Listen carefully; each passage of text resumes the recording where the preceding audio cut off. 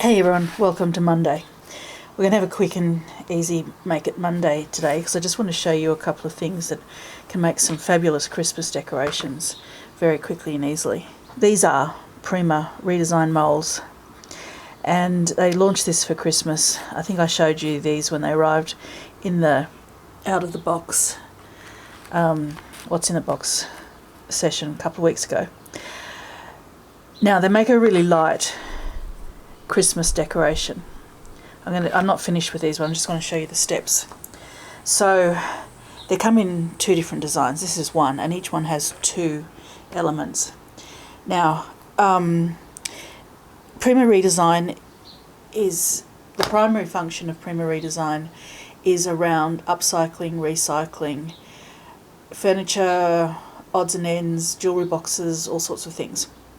So they've got a lot of stuff that are not necessarily the general place that textile artists or that sort of thing, or people like us go to. So it's still useful to have access and awareness of some of these different products, because I use a lot of their products in mixed media elements, and I use a lot of them on fabric. Obviously this is not an example of on fabric, though having said that, once I've completed these, I will line it with some cotton or felt, probably felt actually, but let me show you the steps. So you can see that the mould has a lot of detail in it. It's quite thin where the detail is, and you can use pretty much anything in these moulds. The beauty of these are that they're all food safe as well, so great for chocolate. You know, if you wanted to make some really fabulous chocolate decorations for Christmas or any time, these are just absolutely sensational, and you can just pour chocolate into them, let them set, and they peel straight out.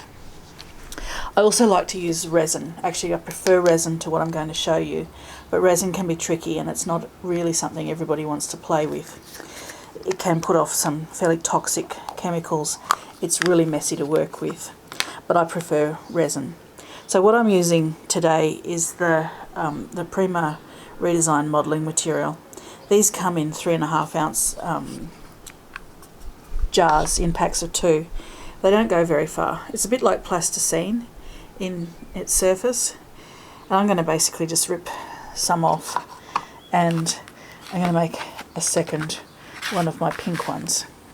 So I have my mould. Basically all I have to do is press my mould in here. So don't forget, you could pour melted chocolate, you can pour resin, you can use a melted heat gun, so hot glue gun if you've got one of those. You can use the paper clay that you can get from Bunnings or other craft shops. You can use any of these things. If you want resin, Spotlight has it, some specialty stores have it, but as I said, it can be a little bit tricky, and you need to be aware that it's going to be really pretty messy. So I'm just going to show you, I'm just basically filling all of this space in, just squashing it in with my fingers and making sure that the whole area is filled. And then I'm going to want a fairly even distribution of everything. So I'm just going to drag across the surface with a spatula, and then I can reuse any of the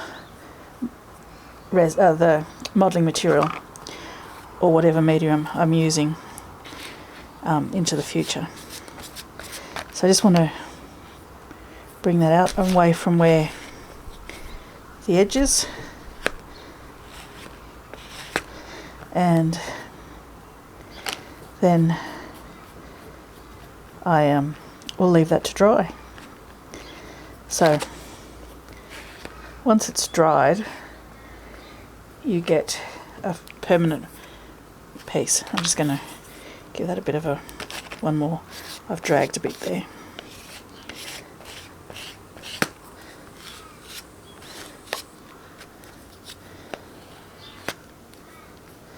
Okay, so I'm going to set that aside and leave that to dry. Now what I end up with once it's dried is something like this. I snap this when I was working with it, but for the purposes of the demonstration it's still plenty good enough. So you can see all the detail that is in that piece, and we've got a smooth surface. This one isn't completely dry. You can actually see that it's still damp on the, you can see it's drier on the edges than it is on the back, so it doesn't really matter for the purposes of what we're doing today. So once you have your dry pieces, or mostly dry pieces, you can give them a paint. Now, you don't need to necessarily paint them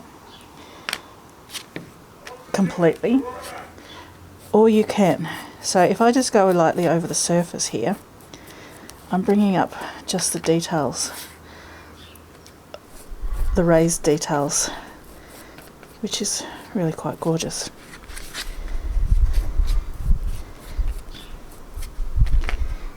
Yeah, and I might decide to leave it at that. Some beautiful complex detail in there. Or I might go through and put a little bit more paint on there and just try and really fill in the gaps. So I've got a solid background.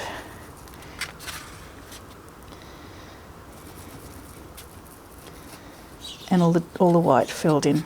And I'll show you why that might work for me in a second. So a lot more paint, just not going just on the surface, but actually filling in the whole piece. You can still see the raised detail on the piece, but I've filled in pretty much all of the paint. Now I'm going to set that aside because I have one I prepared earlier, which is this one here. And you can see I've painted that, but you can still see all the detail. So there's a whole pile of different things that you can use, but I'm going to use today just a tiny bit of the waxes. So this is, again, this is part of the Prima range, and it's a wax. Now what I want to do is I want to just very lightly scuff over the top of my raised surface. I don't want to put so much on that I'm covering the paint.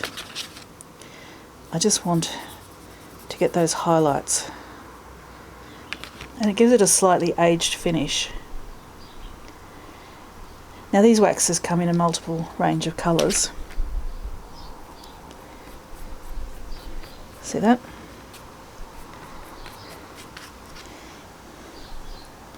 And I can keep going. I don't want to rub it all the way in, I just want it to be on the surface so they get that detail.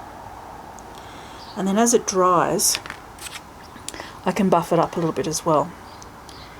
So just a little bit, just on the surface, just enough to grab those fine details and leave the background colour in place.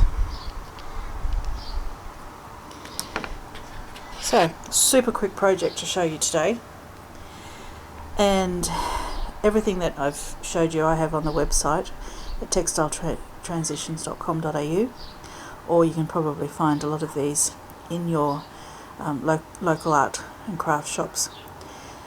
But how effective is that? Now I've put a little bit of ribbon in the top. I can personalise the back and give them as gifts, or just have them as fantastic ornaments. They'd also make excellent gift tags.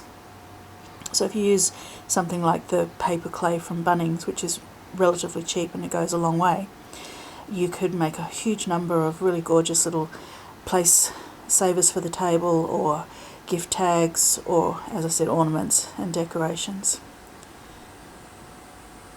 Anyway, that's all I wanted to show you today. You might be able to see in the background some fabric I've been cutting up.